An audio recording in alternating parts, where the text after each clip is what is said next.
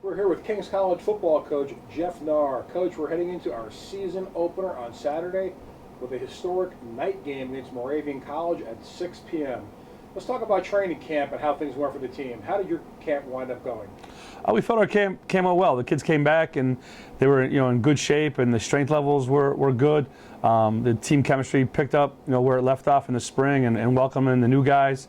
And then we had good practices, stayed, relatively healthy, little bumps and bruises, and then felt, we had a good showing, with a very good Muhlenberg team, last week. Let's get right to it and talk about the team's offense. You lost some quality players from last year, some very, very good skill people, and you're replacing them with three newcomers at quarterback, in the backfield, and also a couple new guys at wide receiver. So let's talk about Tom Harra at quarterback. Yeah, Tommy's had fortunate enough. He's played in, 15 of the last 20 games we've played, so he's got, experience there. He had a certain package, and now he gets a chance to, run the whole show. So we lose a record-setting, career-type guy for 3 years in Tyler, but Tommy's got that experience. He's got like that it factor, and he's very competitive. He's one of our strongest and fastest kids, and and he's got experience, having been in the games that we think that transition should go smoothly. You also lost your two running backs from last year, in Kyle McGrath and Patrick Robinson. McGrath, who graduated as the fourth all-time leading rusher at Kings. Got a couple of new faces coming in. You got a freshman, Gabe Brown, and a junior, Zach Funk, who was a transfer from Widener 2 years ago. Talk about those two. Yeah, Gabe is kind of what we want. We like the bigger, the bigger back, who's got the ability with good vision that can still run our offense and, lower his shoulder, but then make people miss. And he's been able to do that. I mean, he was, a very prolific, high school tailback, and he's adapted to our system, very well. Zach's a very good athlete that's played in multiple positions in high school, and has come over here and had some injury issues, and has gotten healthy, and we think tailback's a place to to help him out, and he's stayed healthy in camp. So they're the two guys that get the bulk of the reps, and they kind of can complement each other. And again, we're a two tailback team, so looking forward to see how they produce on Saturday. Wide receiver is another position where we graduated a super player. Dan Keppel left Kings as the all-time receptions and receiving yards leader. So you have a few more new kids that are coming in. We have a sophomore named Matt DeMarco, who was a transfer from Division I AA Monmouth, and then Mike Palmer, who was a junior who's battled some injuries over his career, who's also in the mix. And then we have a returning starter in Tyler Maroney, who was a sophomore, and another sophomore, Marquise Miller, who played a lot last year. Yeah, we feel, as good as Dan was, there's guys we have. We can replace that with some guys that are talented. They're young, but they have some experience. And Matt, was kind of like Dan. He was a kind of do everything guy at high school, and very athletic, and a 1 AA guy, and it just wasn't a good fit, and wanted to get closer to home and with the academics, and is learning wide receiver, but he's got that playmaking capabilities, are very, very athletic. And then Palmer. Unfortunately, he suffered ACL his freshman year, and he's worked his way back from that. Had a great JV season for us last year. He's just tough. He's maybe more quick than fast.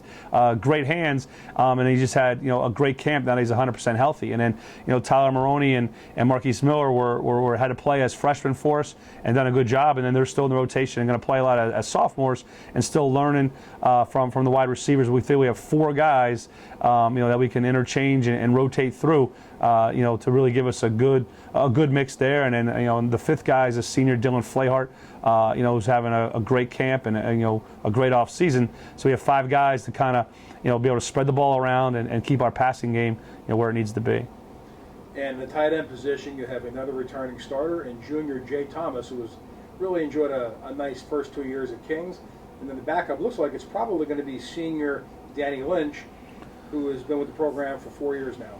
Yeah, our tight end situation, unfortunately, Jay's a senior, football-wise. He's an engineering guy. He'll be going to Notre Dame, next year. So he's done a great job, the previous 2, and every year he gets better. He just works really hard, really smart. So you just have to tell him something once, and he gets it, and he just gives tremendous effort, play after play. And Danny's battled injuries and is kind of healthy and be able to stay at a position with some consistency, and he's getting better, in the run, in the pass. And Ryan Haddock, a converted quarterback, is far along in the pass game, and we're trying to get him caught up in the run game. So we have a little bit more of a veteran presence at tight end with some experience there, and to help us be able to run the football as well as, again, another option to throw to.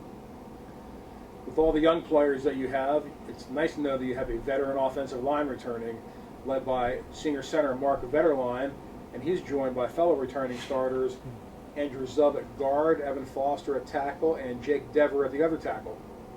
Yeah, the herd, as they like to call themselves. It's good to have a veteran group, especially when we have no tailback with a varsity carry. Tommy's our leading returning rusher, so it's comforting, hopefully for them, that the holes will maybe be a little bit bigger. They'll be able to see things clear as those guys use their experience to help create running lanes for a new guy back there. And then they came in and they're in the best shape and the strength, and their chemistry has been really, really good, and helping with some of the younger guys get in the mix and trying to develop depth along the O-line. But this is, again, the most experienced and veteran group we have, and we're going to lean on them to be able to to get our run game going, which we're going to need to do with the opponents that we play.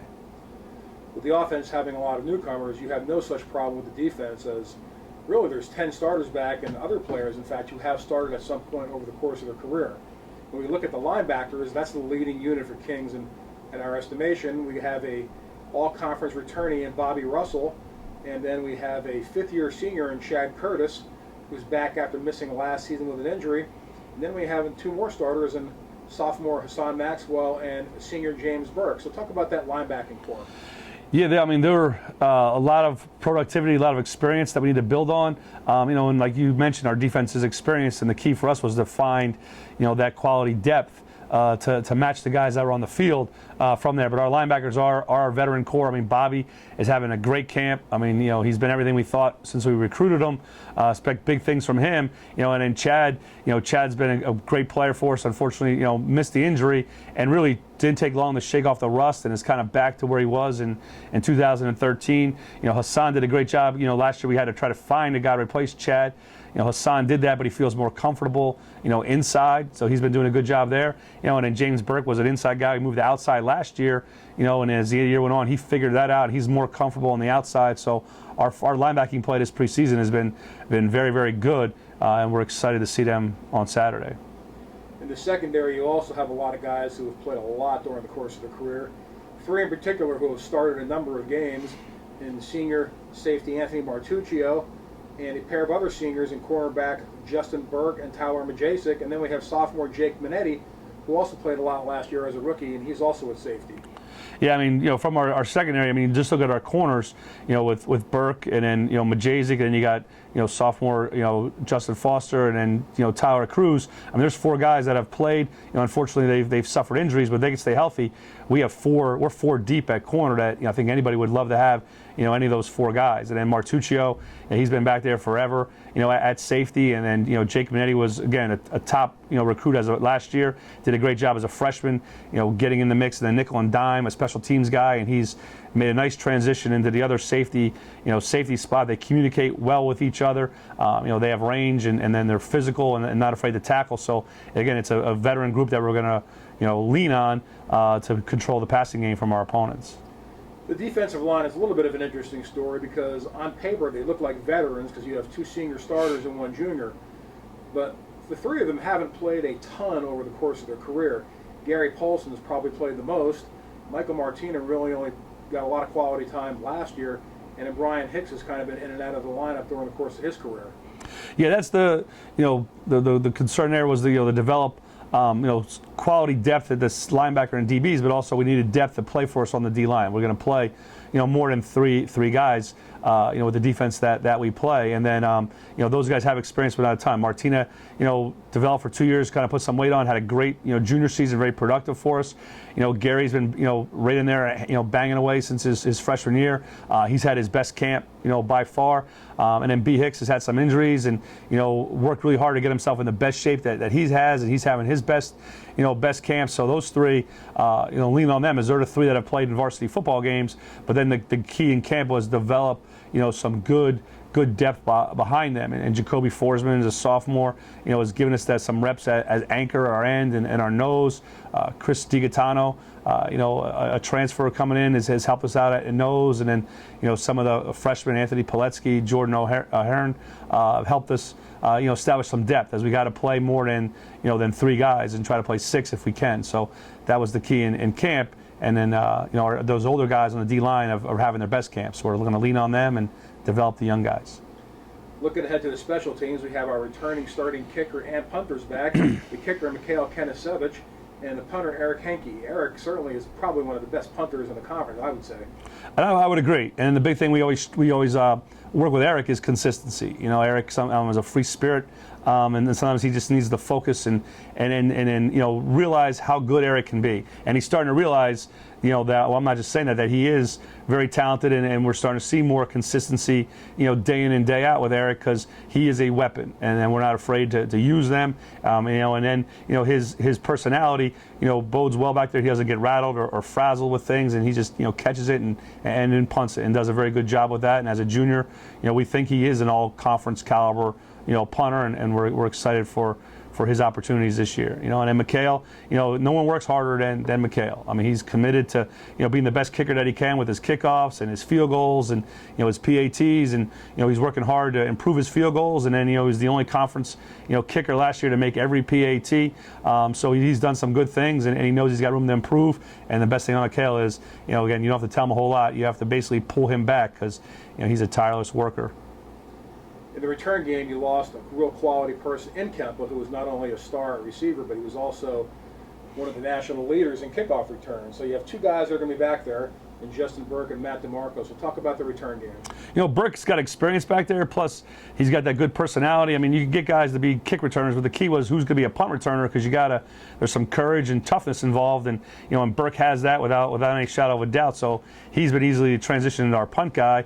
He's got the experience of the kick game, and then DeMarco brings some playmaking and explosiveness that Dan brought. So we think they're going to be able to adapt well for us and kind of keep our kick game where it was. We were very thrilled to be second in the conference and 8th in the country and kick returns last year, and have had success returning punts over Dan's 4 years, and we want that to continue. Looking ahead to Saturday night, playing Moravian at 6 o'clock at McCarthy Stadium. We played Moravian last year, the first game of the year in Bethlehem, and lost. Got a chance to get back at them at this time, and they're a team with a lot of returning players as well, particularly on offense, where they returned their quarterback Mike Hayes and a very talented running back in Chris Negron.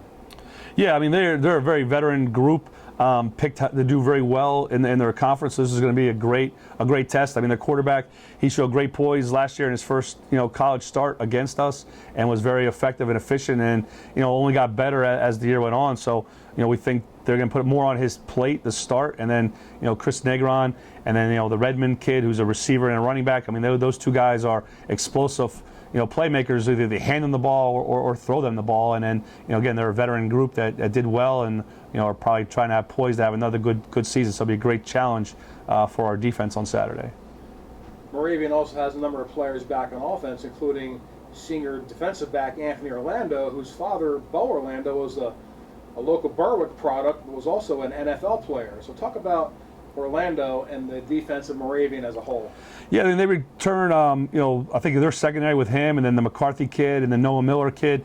Very veteran group that knows what they're doing. I mean, again, with Orlando, he was a 1AA kid at Colgate that actually played there, and then came home. But he's very good, athletic enough to cover the pass, but then they're not afraid to get him in the box and make tackles. I mean, he's a very, very sure tackler that we saw last year. And then they have a veteran D line. With some of the Lehigh Valley kids there that are stout up front, and they're very aggressive with their linebackers. So again, they lost a few guys, but not a lot. And then I think their core, and their best kids are back, off of a pretty stout defense.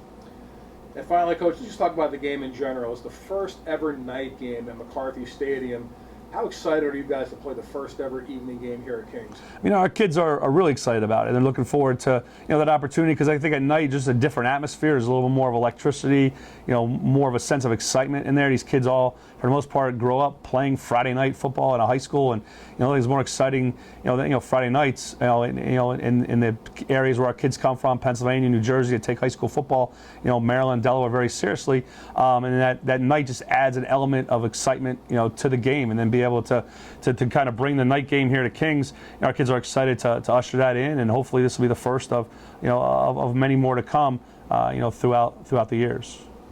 Well, Coach, we appreciate your time. Thanks for joining us this week, And once again, good luck to you and the Monarchs as you start the 2015 season. Thank you very much.